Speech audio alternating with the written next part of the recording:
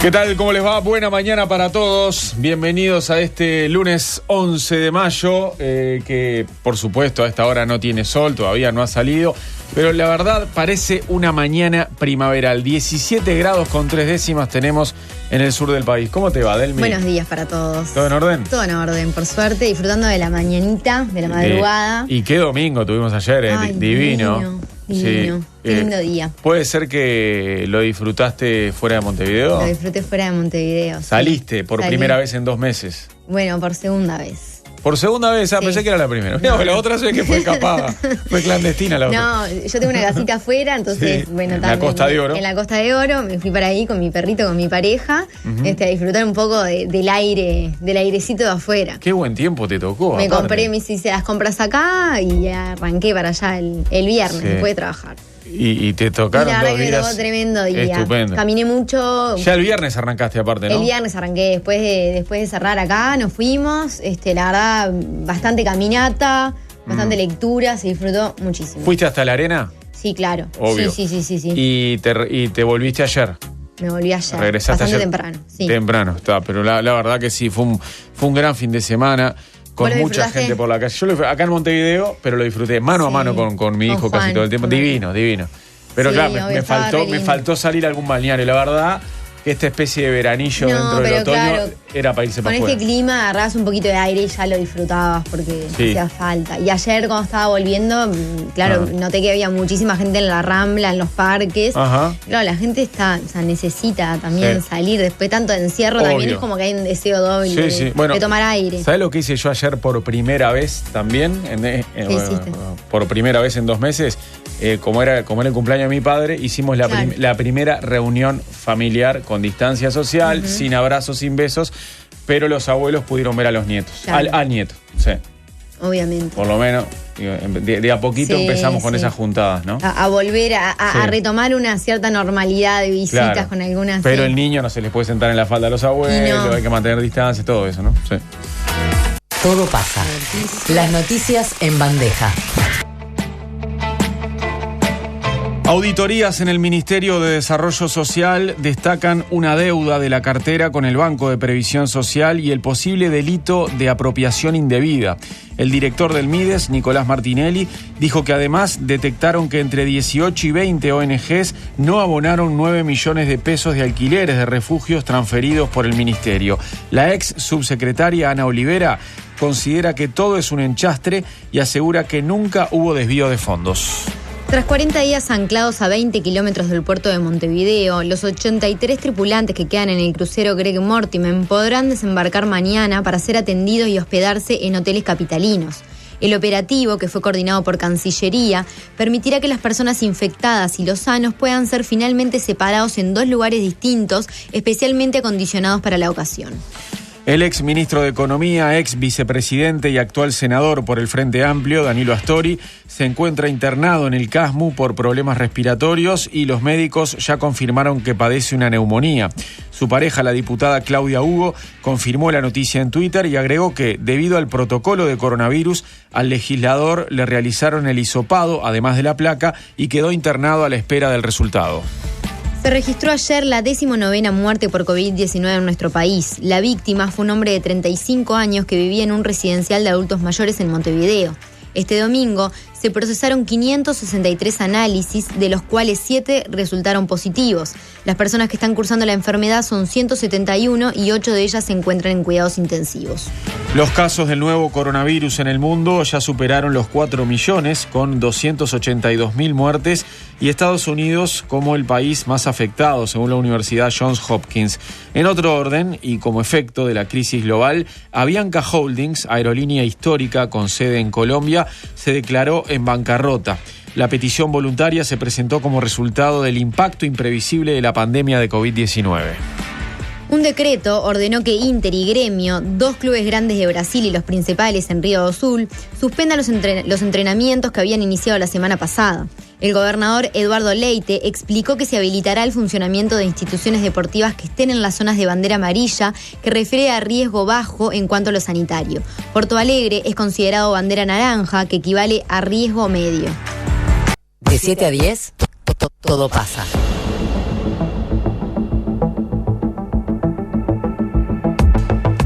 7 de la mañana con 7 minutos. Vamos a empezar con el desarrollo de la información, pero antes les contamos que sobre las 8 estaremos llamando a nuestro colaborador en Santiago de Chile, Ignacio Gutiérrez, porque los chilenos tuvieron un fin de semana diferente con nuevas medidas del gobierno que se empezaron a implantar en el marco de esta emergencia sanitaria. También hay columna deportiva de Mario Bardanca, por supuesto, y estaremos charlando en un rato también con Glauco Rodríguez del Colegio Médico del Uruguay para hablar un poco del Mayo Amarillo, que es una campaña para prevenir siniestros de tránsito. Una campaña que se hace en todos los meses de mayo. Y bueno, y ahora empezamos con el desarrollo de la información. El Sistema Nacional de Emergencias confirmó lamentablemente la 19ª muerte por coronavirus en Uruguay. Se trata de un paciente de 85 años que vivía en un residencial de adultos mayores. Nuestro país sumó ayer 5 casos nuevos de coronavirus COVID-19, lo que da una cifra total de 707 casos positivos confirmados hasta el momento en todo el territorio desde el 13 de marzo, cuando ingresó la enfermedad a Uruguay. Desde el 13 de marzo son 707 los positivos entonces, y de ese total hay 517 personas ya recuperadas. Según los últimos datos relevados por el SINAE, hay 171 personas que cursan actualmente la enfermedad y 8 de ellas se encuentran internadas en cuidados intensivos. No hay personas en cuidados intermedios. Del total de casos positivos confirmados, 100 corresponden al personal de la salud, 89 de estos ya se recuperaron, 10 cursan la enfermedad y una de estas personas falleció. Con respecto a la cantidad de test, en la jornada pasada se procesaron 563 análisis con 556 resultados negativos y 7 positivos. Los domingos suele haber muchos menos que en el resto de la semana. Y les contamos que hasta el momento los departamentos con casos activos, con casos positivos, pero no con casos positivos del 13 de marzo, ¿no? Los departamentos con personas cursando la enfermedad son Canelones, Colonia, Maldonado, Montevideo, Río Negro, Rivera 33 y San José, que ya había tenido casos confirmados, pero estaban recuperados, y en la pasada jornada, en la última jornada, ayer domingo, sumó 2 nuevos. Quiere decir que San José, que había salido de la lista, vuelve a la lista San José vuelve a la lista de departamentos con casos positivos de COVID-19. Y en otro orden les contamos que ACE está instrumentando con el Instituto de Estadística un muestreo para realizar testeos aleatorios a la población. Lo informó el presidente de ACE, Leonardo Cipriani, quien el fin de semana visitó la policlínica de Aceguá en la frontera de Cerro Largo con Brasil. Mientras tanto, el Ministerio de Salud aprobó el uso de plasma de personas recuperadas de coronavirus para el tratamiento de personas en etapa crítica de la enfermedad.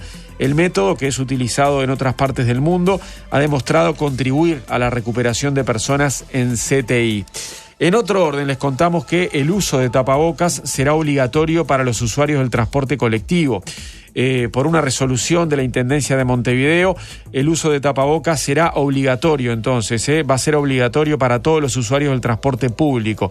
Hasta el momento, la obligatoriedad del uso de barbijos o tapabocas regía desde el 18 de abril para todo el personal del transporte colectivo, vendedores y artistas callejeros que hacen uso de los medios para poder trabajar. Sin embargo, hasta el momento, la Intendencia de Montevideo había apelado a la exhortación cuando hablaba de los usuarios, en consonancia con las definiciones del gobierno nacional. Esto era lo que había expresado la comuna mediante un comunicado. Por este motivo se planteó la medida en el Consejo Consultivo del Transporte y fue votada por unanimidad. De esta manera se entendió que es necesario aplicar la obligatoriedad del uso de tapabocas para todos los usuarios. Esta medida quedará operativa en los próximos días. Quiere decir que subirse al ómnibus es lo mismo que entrar a un supermercado o a un almacén hoy. Hay que usar tapabocas porque si no, no puedes viajar. Además, desde la Intendencia se informó que se enviará a la Junta Departamental un proyecto de decreto con medidas coercitivas para asegurar esa obligatoriedad. La comuna capitalina ya lleva entregados más de 15.000 tapabocas, y a través de la fiscalización realizada por el Departamento de Movilidad se constató que el 99% del personal del transporte y el 79% de los usuarios utilizan barbijos o tapabocas en los medios de transporte. Perdón. En otro orden, les queremos contar que ya se realizaron los hisopados a los contactos del hombre que contrajo COVID-19 en Rivera. Recordemos, Rivera había tenido casos también, pero eran importados, y en los últimos días tuvo el primer caso comunitario, el primero autóctono. Bueno, el hospital de Rivera se prepara para recibir más casos ahora y pidió a ACE respiradores para ampliar las camas de CTI. Por otra parte, la Federación Médica del Interior pedirá reunirse con el gobierno para expresar preocupación por el aumento de casos en ciudades brasileñas en la frontera. FEMI señala que en Brasil las medidas han sido más permisivas que en Uruguay y eso complica a las personas que viven del lado uruguayo de la frontera. Por ejemplo, en la ciudad fronteriza de Quaraí, en Brasil, fronteriza con Artigas, se registran más de 20 casos de COVID-19 hoy.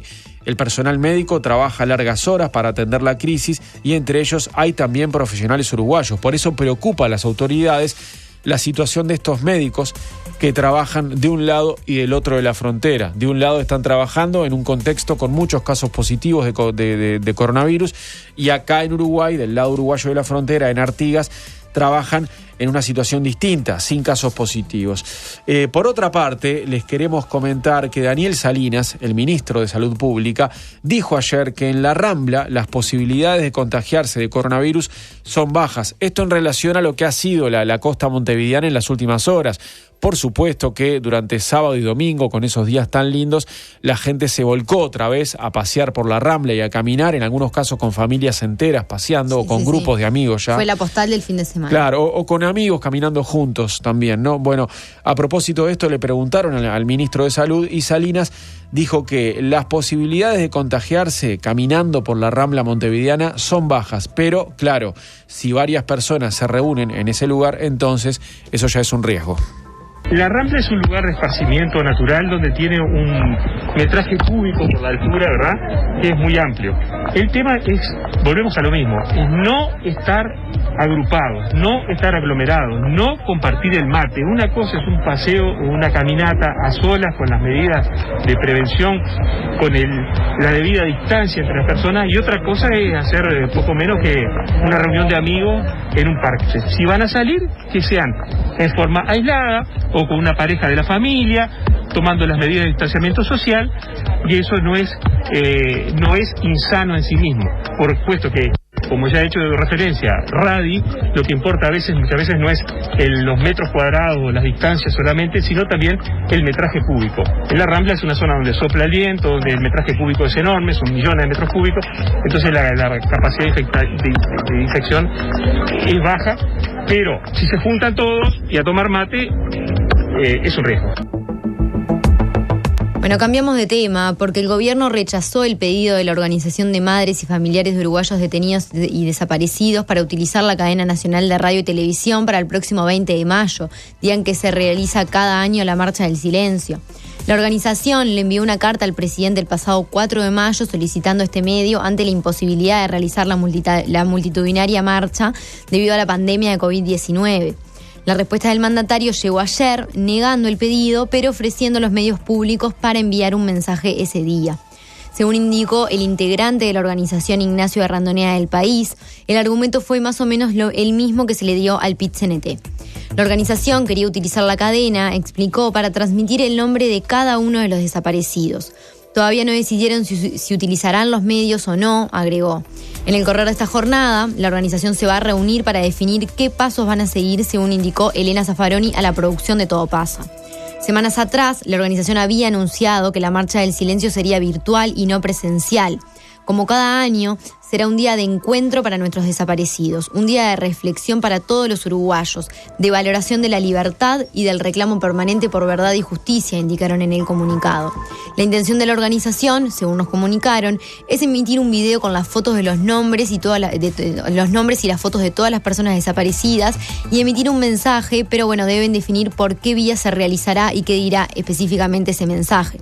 En diálogo con Subrayado, los integrantes de la organización comentaron las alternativas en las que están pensando. Esto es un tema de Estado.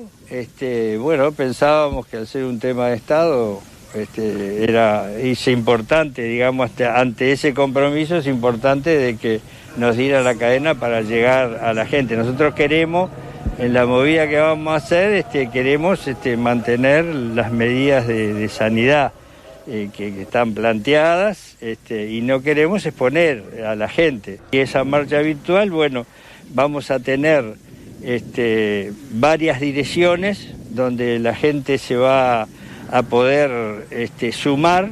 El 20 a las 19 horas se va a poder sumar.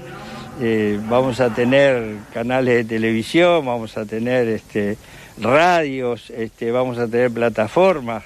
Y el hecho de hacerlo entre todos, bueno, ahí está la creatividad de la gente en que vista sus casas con elementos o cosas que tienen que ver con los desaparecidos.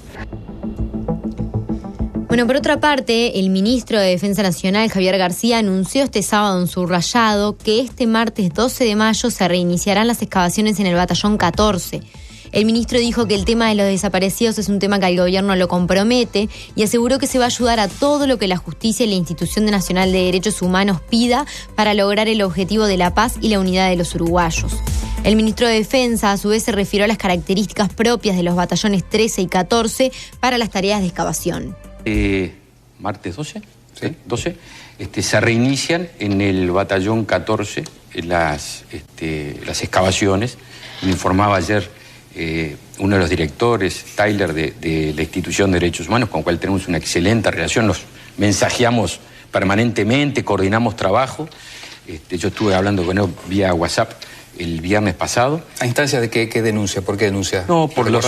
Ahí, usted sabe que en el 13 y en el 14 sí, se están haciendo excavaciones. Sí, sí. En el 13 queda muy poca área de lo que se llama técnicamente área cautelada, sí, reservada por la justicia. Claro. Creo que queda un 5 o 10% de todo lo que se había cautelado queda allí por investigar, en el 13. En el 14 hay un área más extensa, que creo está dividido en 3 subáreas, sí, con todo el tema de la pandemia y un tema de provisión por parte de la Intendencia de Canelones, que está contribuyendo con maquinaria. Bueno, vino todo el tema de la pandemia que a todos afectó. Ahora, esta semana se reinician los trabajos allí. García fue consultado también por la negativa del gobierno con respecto a otorgar la cadena nacional a la Organización de Madres y Familiares y García comentó que el presidente quiere reservar la cadena para circunstancias excepcionalísimas. Vamos a cambiar de tema y les contamos las últimas novedades acerca de ese atentado con bomba en la brigada antidrogas ocurrido en la madrugada del sábado, exactamente a la 1:45 de la mañana del sábado. El fiscal a cargo de ese ataque con un explosivo a la brigada de narcóticos, Diego Pérez, dijo que fue un ataque organizado. En principio se pensó que la bomba era casera, pero luego se constató que el artefacto explosivo podría haber pertenecido al Ejército Nacional años atrás y que actualmente ya no está en uso. Se cree que alguien conservaba el artefacto y lo utilizó con el fin que aún no está claro, ¿no? Pero una de las líneas de investigación podría ser una represalia por el trabajo que realiza la policía contra el tráfico de drogas en Uruguay. Pérez, el fiscal, aseguró que fue un atentado y que fue planificado. Dijo que se usó entonces una granada de procedencia militar y catalogó el ataque de inusitado. Como usted dice, evidentemente un hecho inusitado, ¿no? en nuestro país, que resulta llamativo, ciertamente. Bueno, las primeras diligencias, como lógico, estuvieron marcadas por lo que tiene que ver con las pericias, relevamiento de la escena, relevamiento de indicios. Y bueno, obviamente de distintas manejo de hipótesis de dónde puede provenir este ataque, ¿no? La idea es brindar la información estrictamente necesaria porque sin duda en particular intentamos siempre privilegiar la investigación y el resultado de la misma sin retasear información que obviamente por la particularidad en este caso existe por conocer, pero sí trascendió. Nosotros hubiéramos preferido que trascendiera y es un artefacto de procedencia. ¿Ya no se utiliza? No, es más, sí. No tendrían que circulando, digamos. Ahí estaba el diálogo del fiscal Diego Pérez con Miguel Chagas de Telemundo. Recordemos, esto sucedió, como decíamos recién, el sábado a las 2:15 de la mañana. Una persona descendió de un vehículo frente al edificio de la Brigada Antidrogas en el Prado y tiró un artefacto por arriba de un muro. Después se alejó corriendo. Trabajaron en el lugar personal de unidades de respuesta de Policía de Montevideo y de la Brigada de Explosivos del Ejército. La investigación del hecho está a cargo de la Dirección de Investigaciones de la Policía Nacional y cuenta con el apoyo de la Brigada de Explosivos del Ejército Nacional. El ministro del Interior, Jorge Larrañaga, que estuvo anoche en el programa Séptimo Día de Tele12, dijo que es evidente que esto se trata de un aviso narco. Fue un artefacto de origen militar, de fabricación americana. Es una granada. Bueno, eso fue robada seguramente ya hace unos cuantos años de alguna dependencia militar. Yo lo estuve conversando con el ministro de Defensa Nacional. Es evidente que es un aviso narco. ¿Hay pistas? Y digo, ¿qué otro va a tener una granada? Para nosotros esto no significa ningún tema de temor. Para nosotros recién empieza todo esto, y hay una determinación muy clara, muy contundente, muy fuerte en nuestra gente trabajando en esa línea contra el narcotráfico grande y chico, y hemos venido quizás pegando en pocas cantidades, en cantidades chicas, pero una multiplicidad enorme en todo el país. Y eso genera seguramente situaciones de cierta, más allá de que también se dio cuenta del operativo grande de Artigas, de 450 kilos de cocaína. Bueno, y ahora les contamos que un 85% de las situaciones de violencia doméstica permanecen sin resolución debido a la feria judicial sanitaria por el coronavirus, según informa esta mañana el diario El Observador, en base a fuentes del Poder Judicial. En este periodo se han atendido situaciones de urgencia, pero fueron suspendidas las audiencias que estaban programadas de casos anteriores. Marta Balfré, abogada especializada en Derecho de Familia, contó a El Observador que en este periodo se tramitan medidas cautelares contra los agresores y disposiciones sobre los hijos en casos de renuncias recientes. La ley sobre violencia doméstica prevé para los agresores 180 días de restricciones de acercamiento hacia la mujer y 90 días hacia los hijos, sujetos siempre a una pericia. Sin embargo, las pericias tampoco se realizan y ya era algo, un aspecto que ya venía con atraso. Por esta razón, se extendieron las medidas cautelares hasta que puedan resolverse las situaciones pendientes. Por otra parte, también se suspendieron los regímenes de visitas y, según Balfré, hay gente que aprovecha para quedarse en la casa y no cumplir. La abogada explicó además que en estos días sucedieron episodios vinculados a la tenencia de los hijos que tampoco tuvieron su resolución. La feria judicial sanitaria termina el 15 de mayo y a partir de esta jornada los abogados pueden agendarse vía web y presentar escritos, pero Alfred estima que los retrasos continuarán varios días más. Por su parte, Rosana Bianchi, encargada de la Defensoría Pública de Familia Especializada, recomienda que en casos de situaciones de violencia doméstica que deban ser atendidos de forma inmediata, hacer la denuncia a la policía para que se comunique con el juez de turno, ya que al recurrir a un defensor se debe elevar por escrito al juez y esto puede tardar al menos 48 horas sin responder. Por otra parte, afirmó que cuando las situaciones están bajo tutela del INAU y allí perciben una situación grave, deben comunicárselo al juez para que éste lo resuelva. Bueno, vamos a cambiar de tema y hablamos un poco de lo sucedido en esa auditoría del Ministerio de Desarrollo Social. El Poder Ejecutivo inició ya las auditorías prometidas en la campaña electoral. El primer ministerio en ser auditado fue el Mides y, según publicó El País ayer domingo, en la primera semana de análisis se encontró una fuga de casi 10 millones de pesos por el impago de alquileres de refugios que debían efectuar las ONGs. Esto lo decíamos en títulos recién. Según la investigación periodística del matutino, en una primera aproximación de los 4 niveles de auditorías que se planean, encontró ese faltante de dinero por el impago de alquileres. El Mides les da a las ONGs y cooperativas que atienden refugios el dinero para ese pago y para los gastos de funcionamiento, pero unas 15 organizaciones que habrían efectivizado el pago a los propietarios de los locales. Lo que dice el país es que el MIDES le da a esas ONGs y a las cooperativas que atienden refugios la plata, ¿no?, para el pago. También se realiza, esta transferencia se da para solventar gastos de funcionamiento, pero hay 15 organizaciones, 15 ONGs que no habrían efectivizado el pago a los propietarios de los locales.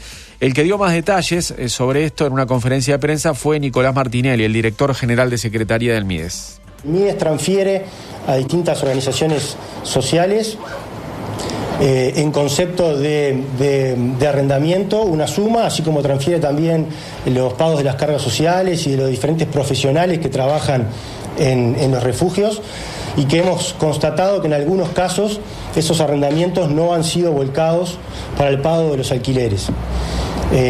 Aquí también tiene cuenta en esto que ya hemos estado en contacto con el Servicio de Garantía de Alquileres y el Ministerio de Vivienda, que es quien sale de garante en estos casos, y por lo tanto esto nunca saltó antes, digamos, o nunca nos enteramos antes, porque los propietarios de esos inmuebles recibían los pagos del arriendo a través de la garantía de alquiler y del Ministerio de Vivienda. Nosotros tenemos aproximadamente unos 35 refugios. De cualquier forma, puede haber otros tipos de pago de alquileres en cuestiones que no tengan que ver con refugios, y hemos detectado entre 18 y 20 organizaciones civiles que no han volcado los alquileres. En algunos casos llevan atrasos de más de 15 meses. Bueno, y en esta misma conferencia Martinelli agregó que a priori podría haber un delito de apropiación indebida o una estafa. En algún caso, y me hago responsable de lo que voy a decir, por ejemplo, lo que tiene que ver con los arrendamientos y volcar el dinero a las ONG, podría en un principio configurarse una suerte de apropiación indebida. Hay que ver después, y de la auditoría y tirando algunos hilos, surgen algunos otros elementos para configurar algún otro tipo de delito. Para mí 4 millones de pesos es mucha plata, y la gran mayoría de esas deudas provienen de multas y atrasos por pago de aportes o de inscripción de obras. O sea que en definitiva ahí hay una falta de seguimiento de los temas para estar arriba y para cumplir con los pagos en tiempo y forma. Martinelli dijo también que la tercera auditoría que se hizo tiene que ver con los pagos y las inscripciones al Banco de Previsión Social vinculados al programa Uruguay Trabaja. En los meses diciembre, enero y febrero no se pagó al BPS, y eso generó una deuda de aproximadamente 4 millones de pesos. También nos interesa auditar ese programa y esos pagos, y por tanto hemos ordenado una auditoría para hacer una radiografía de los últimos años desde que se inició ese programa, indicó Martinelli. En otros asuntos, el jerarca explicó que simultáneamente con estos procesos continúa la investigación administrativa de carácter urgente que tiene que ver con el contenedor con insumos médicos hallado en Montevideo. Esa auditoría sigue. Está próxima a llegar a su finalización, y cuando así ocurra los convocaremos y les estaremos informando cuáles son los pasos a seguir. Por otro lado, Martinelli dijo que están trabajando en la mejora de los procesos del Ministerio. Según informó, el MIDES tiene cerca de 56 procesos que van desde cómo se siguen los pasos que avanza un expediente cuando se tiene que hacer una licitación, una compra directa o hacer un traslado.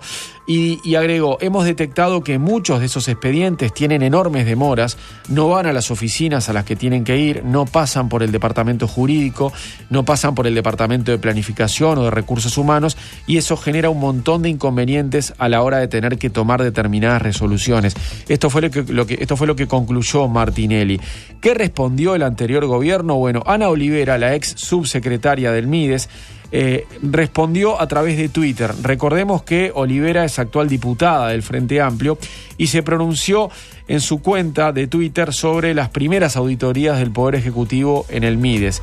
En primer lugar, de las auditorías, recordemos, se encontró esa fuga de casi 10 millones de pesos por el impago de alquileres de refugios que debían efectuar las ONGs. Bueno, sobre este punto, Ana Olivera dijo que las deudas de las ONGs fueron informadas por las anteriores autoridades a las actuales. Además escribió: a esa fecha se le había hecho denuncia penal a una organización. En febrero se realizó una segunda denuncia penal. En 2018 se creó un sistema de control de la gestión financiera con apoyo del Ministerio de Economía, que comenzó con las ONGs. En el segundo punto, Ana Olivera indicó que las cuentas donde se depositan los alquileres no fueron tocadas en el quinquenio. La transferencia anual al BPS ronda los 1.500 millones de pesos y con un contacto permanente de las dos áreas financieras. Eso fue lo que agregó la actual diputada del Frente Amplio. Y también dice: sin embargo, se habla de posibles futuras denuncias una y otra vez. Por lo político, lo institucional y lo personal, seguiremos aclarando. Si hay denuncia penal y un juez nos convoca a declarar, no voy a acogerme a ningún fuero. No permitamos que la mentira se repita y nos gane. Dijo, en realidad lo que dijo es: no permitamos que la mentira repetida nos gane. Eso fue exactamente lo que escribió, y así finalizó la explicación la ex jerarca del Ministerio de Desarrollo Social. En el comienzo de su primer tuit, aparte, aludió al diario El País, porque lo encabezó diciendo: volvió el enchastre dominical del caganchero, haciendo referencia al diario que está en Plaza Cagancha, ¿no? Claro. Yo cuando leí el caganchero, primero me costó entenderlo y después dije Plaza Cagancha, Plaza el Cagancha. País, dominical, pim, está, exactamente. Y bueno, y ahí así encabezaba el primer tuit y después se explicaba todo lo que les estábamos relatando.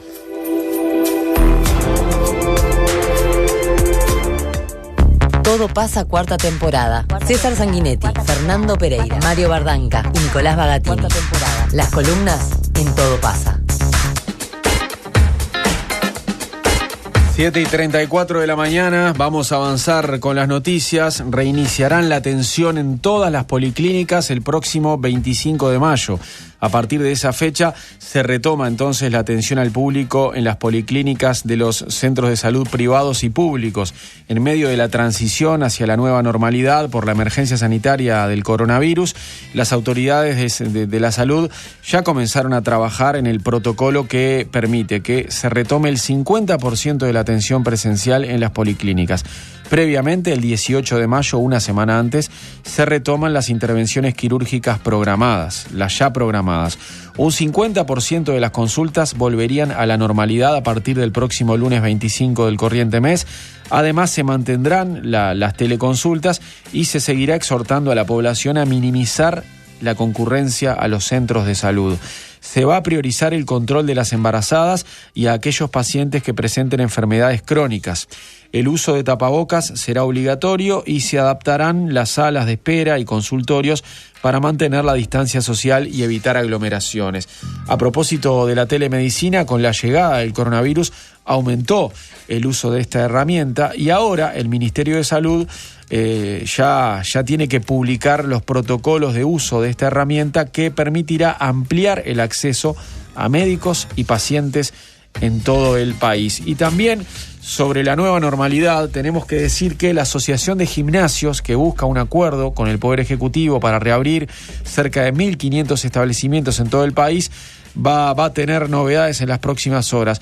Ayer de tarde, representantes de esas empresas, de los gimnasios, se reunieron con el ministro de Trabajo, Pablo Mieres, y hoy lunes lo harán con Salud Pública. Por lo tanto, en el correr de esta semana, seguramente ya habrá una estimación de fecha para que puedan abrir legalmente los gimnasios. Claro. Porque algunos abrieron la semana pasada. Abrieron la semana pasada y antes, sí, he visto algunos. Pero sin protocolo. Claro. La idea es que esté pronto el protocolo y cuando esté listo ahí sí puedan abrir por derecha, digamos, puedan abrir bien legalmente. Obviamente. Bueno, le contamos que la organización Colectivos y el grupo Reactiva, que reúne un grupo de comunicadores, está convocando para este jueves a la primera manifestación contra la ley de urgente consideración que se dará en las calles. La convocatoria es para el jueves a las 17 horas en Agraciada y Avenida de las Leyes frente al Palacio Legislativo. Una de las voceras de la organización, Romina Pico, contó a Todo Pasa los motivos de la movilización. Hacemos esta movilización porque entendemos que la LUC es una ley antipopular que perjudica a la gran mayoría de la población y particularmente a las poblaciones más vulnerables. Nosotros hemos estudiado la ley sobre todo en cuanto al carácter represivo y militarizador. Si bien entendemos que todos los gobiernos han apostado a políticas de seguridad que refuerzan la represión y la militarización de los cuerpos policiales, Esta ley brinda un montón de garantías legales que habilitan cosas mucho más graves a nuestro entender, como es el aumento del gatillo fácil, la pérdida de las garantías a la hora de la detención policial, y va a reforzar el control social, va a aumentar la represión a las organizaciones sociales y a las movilizaciones, y va a instalar herramientas que van a permitir ampliar el porte de armas y los motivos de la legítima defensa, entre otras cosas que nos parecen sumamente preocupantes. Referentes de colectivos, la organización que está convocando esta protesta, se reunieron en la esquina de Libertador y Venezuela en la explanada del Instituto de Profesores Artigas, el IPA, y participaron de la protesta contra Luis Lacalle Pou el 1 de marzo, el día del cambio de mando, cuando el ahora presidente desfilaba hacia la Plaza Independencia en la cachila que perteneció a su abuelo. Pico explicó quiénes son las organizaciones que convocan la movilización de este jueves. A esta movilización convocamos colectivos contra la represión, que surge en principio en la contracampaña de Vivir Sin Miedo, bajo el nombre de Colectivos contra la Reforma. Y después de eso, del plebiscito, decidimos seguir trabajando en contra de la militarización y la represión y convertirnos en colectivos contra la represión. Estamos convocando junto a Reactiva Contenidos, que es un medio de comunicación con comunicadores militantes y cooperativos. En los últimos días recibimos de todas formas un montón de adhesiones a la convocatoria por parte de sindicatos, organizaciones sociales y culturales y gremios estudiantiles. Es por eso que esperamos una amplia convocatoria para ese día. En el correr de los días la convocatoria se fue compartiendo y fue tomando mayor alcance, así que esperamos una buena convocatoria. Una de las consignas a la concentración que se puede leer en las redes sociales de colectivos es: a la urgente ley de los ricos las enfrentamos en las calles. Pico informó que se están pidiendo a quienes participen de la movilización que tomen las medidas necesarias de cuidados que exige la pandemia. En general, la idea de la movilización es realizar una intervención frente al Palacio Legislativo. En momentos donde la ley está siendo tratada en el Parlamento, nos pareció como pertinente que se pudiera desarrollar en ese lugar. En cuanto a los cuidados recomendados por la pandemia, son tenidos en cuenta e invitamos a todos los que asistan y todas las que asistan a cumplir con las medidas que crean necesarias para el cuidado de cada una. Pero al mismo tiempo entendemos también que es de vital importancia salir a la calle a reclamar, no solo en contra de la LUC, sino también en contra del ingreso de la ley en esta coyuntura, donde las recomendaciones sugieren que nos quedemos en casa, pero esto debilita el funcionamiento de los movimientos sociales y de los diferentes actores involucrados y que se ven afectados por la ley, que no tienen la posibilidad de salir a manifestarse porque no se le dan esas garantías. Entonces, entendemos la situación particular y también entendemos que es necesario poder organizarnos de todas formas ante la toma de esta decisión, de todas formas tratar la ley en esta coyuntura. Cambiamos de tema. El ex ministro de Economía y Finanzas, ex vicepresidente de la República y actual senador por el Frente Amplio, Danilo Ángel Astori, se encuentra internado desde ayer de tarde en el 5º piso del CASMU debido a problemas respiratorios. Esto lo informó el diario El Observador, luego de confirmarlo con fuentes de la Mutualista, y luego, bueno, los diferentes medios que ayer tenían informativo de tardecita y de noche lo confirmaron. Astori fue ingresado como paciente respiratorio y por protocolo fue sometido al test de COVID-19 para confirmar si se contagió o no de la enfermedad. Su pareja, la diputada de Asamblea Uruguay, Claudia Hugo, confirmó en Twitter más tarde que el resultado de los estudios respiratorios arrojó que el senador contrajo neumonía, al igual que en el año 2009. Ahora el protocolo del Ministerio de Salud Pública para los posibles casos de contagio de COVID-19 establece que los pacientes que ingresan a los centros de salud lo hagan por vías separadas a los que no tienen síntomas respiratorios ni fiebre. Astori entró como paciente con síntomas respiratorios, por lo que se le realizó el hisopado. Claudia Hugo publicó sobre las 20 horas, unos minutos después de las 20 horas, pues publicó en su cuenta de Twitter que había acompañado a Danilo Astori al sanatorio para que le realizaran una placa por posible neumonía, que luego se confirmó, y allí los médicos decidieron ingresarlo. Aseguró también que había hablado con el exministro y que se encontraba bien y a la espera de novedades. Recordemos que no es la primera vez que Astori tiene problemas respiratorios. En el año 2009, hace 11 años, en plena campaña electoral, él sufrió una neumonía que terminó siendo él al principio tuvo una neumonía, después se confirmó que fue una neumonía severa y por este motivo estuvo internado en CTI durante la campaña. Claro. Y esto lo alejó de la campaña cuando Astori compitió en el mano a mano con Mujica por la interna del Frente Amplio, ¿no? Astori era precandidato a la presidencia compitió con José Mujica y en plena campaña rumbo a junio, esta neumonía severa lo sacó un mes de la carrera electoral. No pudo hacer nada, estuvo internado y bueno, después terminó perdiendo esa interna y Astori, aparte después con el tiempo confirmó que había estado muy mal, porque yo recuerdo que en esos días durante la campaña no se decía que estaba tan grave Astori, ¿no? Pero luego, con el paso del tiempo, tanto Astori como su médico, que era Luis Galo hijo, confirmaron que sí, que había estado grave en ese momento. Y bueno, hoy otra vez está con neumonía Danilo Astori, así que desde acá le deseamos una pronta recuperación al ex ministro de Economía, que recordemos, hace un par de semanas cumplió 80 años. Por supuesto, bueno, y como les contábamos hace un rato, el ministro del Interior, Jorge Larrañaga, estuvo ayer en Séptimo Día, el periodístico de Canal 12, y habló de varios temas, entre ellos de la situación del sistema carcelario. El ministro reconoció que las cárceles tienen componentes de falta de humanidad e informó que están trabajando para generar más plazas y en medidas que procuren habilitación. De todas maneras, insistió en que no transitará el camino de la impunidad y dijo que por no tener plazas en las cárceles no dejará de poner gente presa. Usted me dice con bien de que tenemos 26 establecimientos carcelarios con 12.000 presos. Y que las cárceles en el Uruguay no rehabilitan. Y yo le digo, tiene razón. Ahora, ¿cuál es el camino que se propone? Entonces, ¿el camino de la impunidad? No, yo no creo que sea ese el camino.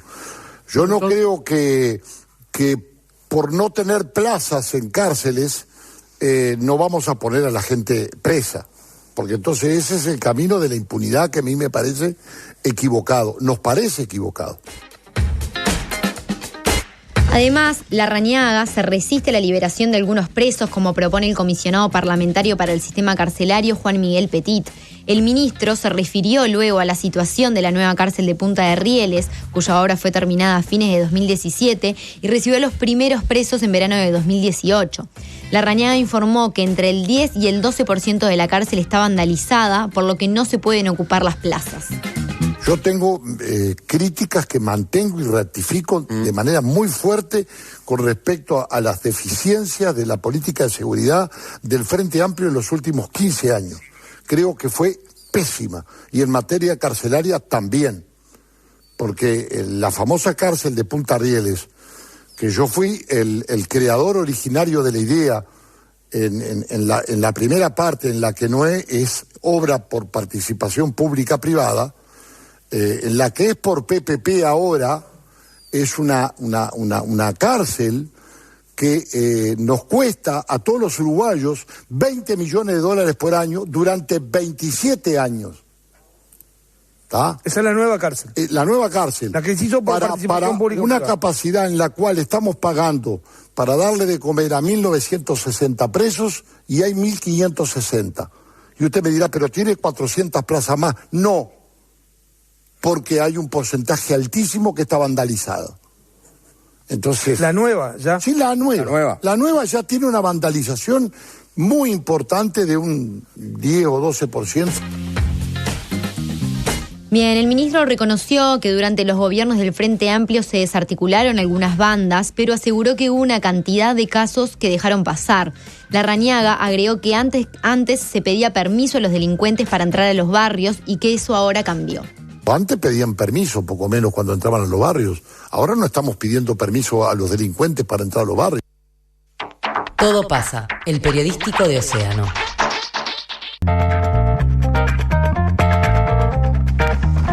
Bueno, les contamos que la fiscal especializada en estupefacientes, Mónica Ferrero, dio una entrevista al diario El Observador en la que plantea que en las actuales circunstancias es imposible combatir el narcotráfico.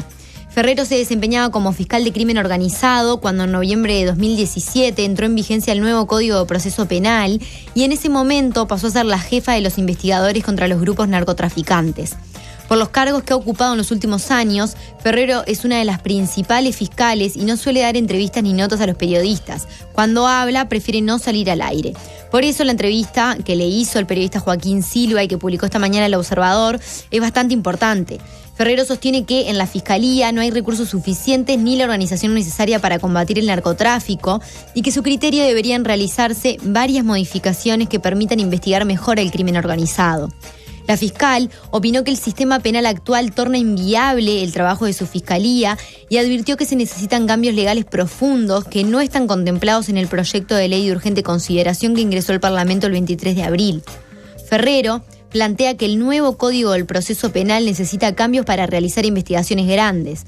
Además, defendió la necesidad de habilitar allanamientos nocturnos para combatir las bocas de drogas, como propuso el ministro del Interior Jorge Larrañaga en el plebiscito constitucional sobre seguridad que fracasó en octubre.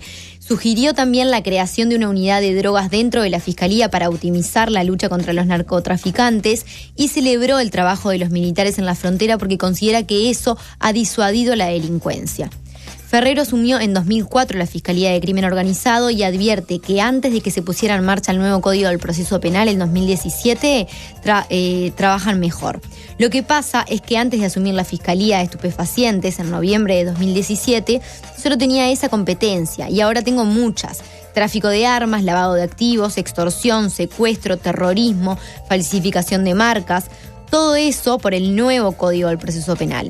Además, no me encargo solamente de drogas a nivel internacional, sino también a nivel interno, como las bocas de menudeo y el ingreso de drogas a las cárceles.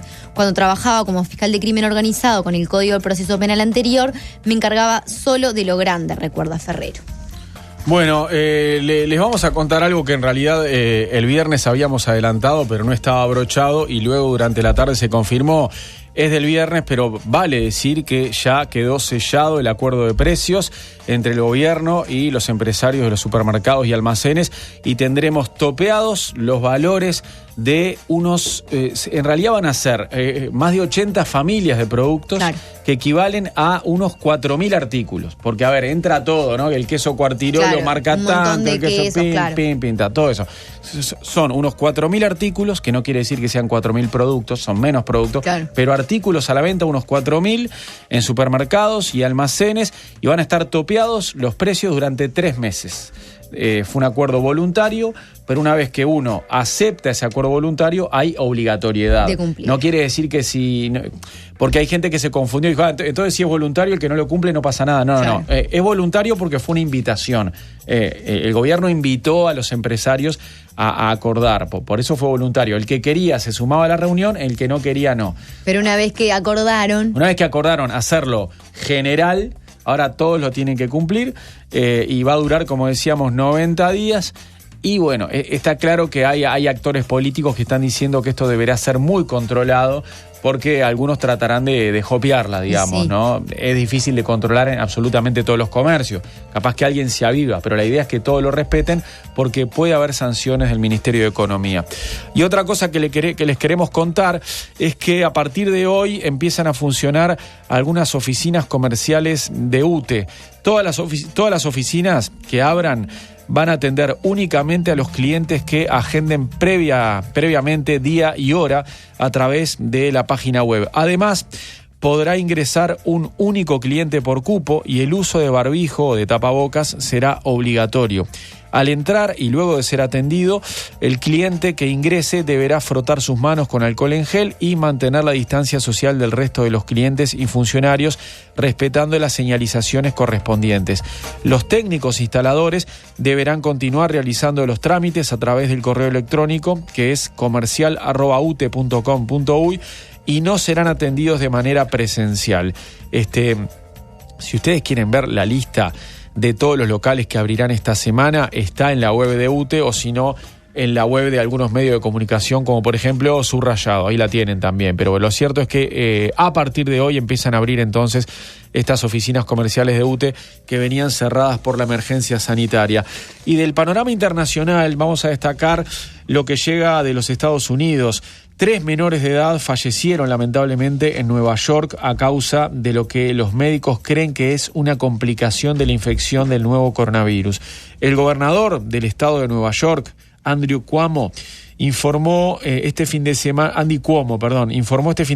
que los síntomas que han sido diagnosticados al menos otros 73 menores en ese estado, incluyen inflamación en los vasos sanguíneos y problemas cardíacos, y se parecen a los de la enfermedad de Kawasaki, que afecta cada año a cerca de 3.000 niños estadounidenses, sobre todo a menores de 6 años.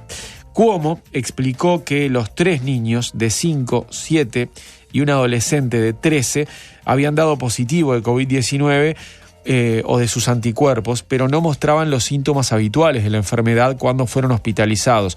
No hay pruebas concluyentes de que el virus fuera el causante del misterioso síndrome que causó la muerte de los 3 chicos. La enfermedad se ha llevado la vida de 3 jóvenes neoyorquinos. Esto es nuevo, esto está en desarrollo, dijo Cuomo. Es lo último que necesitamos ahora con todo lo que está pasando, con toda la ansiedad que tenemos, que los padres tengan que preocuparse por si sus pequeños están infectados o no. Esto fue lo que agregó el gobernador neoyorquino. Hasta ahora los niños generalmente se han librado de la COVID-19. Pueden contagiarse del virus, aunque por lo general son asintomáticos, pero en otros estados del país y también en Europa hubo menores de edad ingresados con los mismos síntomas que los que llevaron a la hospitalización de los 3 fallecidos en Nueva York. El jerarca Cuomo pidió a los padres que estén atentos por si detectan en sus hijos síntomas como la fiebre prolongada, el dolor abdominal agudo, cambios en el color de la piel o aceleración del ritmo cardíaco. El gobernador aseguró que las autoridades del estado se encuentran trabajando con los centros para el control y la prevención de enfermedades para averiguar si la misma enfermedad afectó con anterioridad a menores con el coronavirus. Es muy posible que esto haya sucedido desde hace semanas y que no se haya diagnosticado como relacionado con la COVID, agregó Cuomo. Nueva York es el estado más golpeado por la pandemia, ya les hemos contado acá, se transformó en el epicentro de la pandemia, concentra más de 338.000 casos confirmados de coronavirus, casi una cuarta parte del total del país, y más de 26.500 personas han fallecido con el nuevo coronavirus.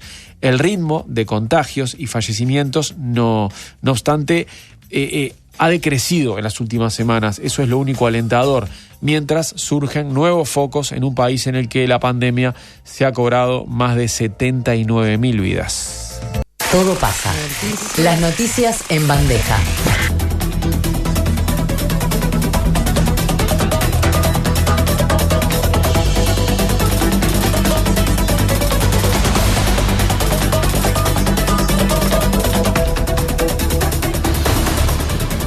Auditorías en el Ministerio de Desarrollo Social destacan una deuda de la cartera con el Banco de Previsión Social y el posible delito de apropiación indebida. El director del MIDES, Nicolás Martinelli, dijo que además detectaron que entre 18 y 20 ONGs no abonaron 9 millones de pesos de alquileres de refugios transferidos por el Ministerio. La ex subsecretaria Ana Olivera considera que todo es un enchastre y asegura que nunca hubo desvío de fondos. Tras 40 días anclados a 20 kilómetros del puerto de Montevideo, los 83 tripulantes que quedaban del crucero Greg Mortimer podrán desembarcar mañana para ser atendidos y hospedarse en hoteles capitalinos. El operativo, que fue coordinado por Cancillería, permitirá que las personas infectadas y los sanos puedan ser finalmente separados en 2 lugares distintos, especialmente acondicionados para la ocasión. El ex ministro de Economía, ex vicepresidente y actual senador por el Frente Amplio, Danilo Astori, se encuentra internado en el CASMU por problemas respiratorios y los médicos ya confirmaron que padece una neumonía. Su pareja, la diputada Claudia Hugo, confirmó la noticia en Twitter y agregó que, debido al protocolo de coronavirus, al legislador le realizaron el hisopado, además de la placa, y quedó internado a la espera del resultado. Se registró ayer la 19ª muerte por COVID-19 en nuestro país. La víctima fue un hombre de 85 años que vivía en un residencial de adultos mayores en Montevideo. Este domingo se procesaron 563 análisis, de los cuales 7 dieron resultado positivo. Las personas que están cursando la enfermedad son 171 y 8 de ellas se encuentran en cuidados intensivos. Los casos del nuevo coronavirus en el mundo ya superaron los 4 millones con 282.000 muertes y Estados Unidos es el país más afectado según la Universidad Johns Hopkins. En otro orden y como efecto de la crisis global, Avianca Holdings, una aerolínea histórica con sede en Colombia, se declaró en bancarrota. La petición voluntaria se presentó como resultado del impacto imprevisible de la pandemia de COVID-19. Un decreto ordenó que Inter y Gremio, dos clubes grandes de Brasil y los principales de Río Grande do Sul, suspendan los entrenamientos que habían iniciado la semana pasada. El entrenador Eduardo Leite explicó que se habilitará el funcionamiento de instituciones deportivas que estén en las zonas de bandera amarilla, que refiere a riesgo bajo en cuanto a lo sanitario. Porto Alegre es considerado bandera naranja, que equivale a riesgo medio.